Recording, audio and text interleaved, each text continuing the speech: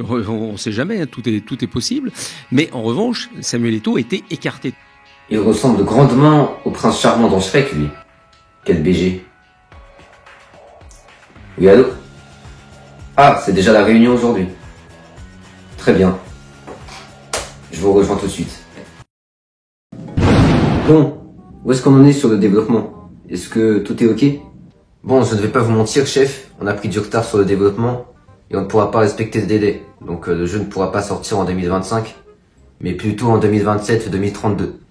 Quelle indignité, comme le disait Sarkozy. Vous me dites ça en face de moi, alors que les joueurs sont nés pour jouer à GTA 6. Il y a aussi une autre alternative, c'est que on peut tout à fait attendre un potentiel conflit ou tout autre aléa, et on aura ainsi l'excuse du « malheureusement, on ne peut pas sortir le jeu ». Après tout, GTA 5 fait toujours partie du top 5 des jeux les plus joués au monde en 2024. On peut tout à fait s'en contenter encore pendant quelques années.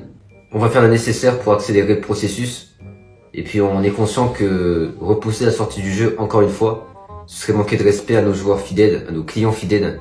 Ce serait même criminel de repousser une nouvelle fois la sortie du jeu.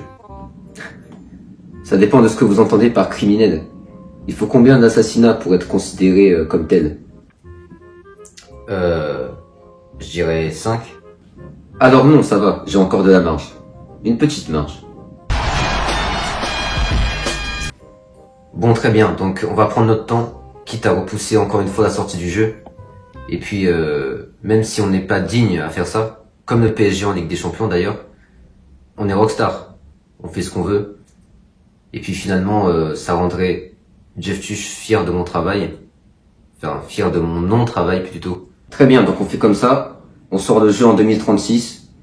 Et puis on va continuer à gagner du fric en ne faisant absolument rien. C'est comme le disait Jack Sparrow dans Pirates des Caraïbes. C'est de la folie et c'est du génie. Et les deux qualités vont ensemble. C'est du bon boulot.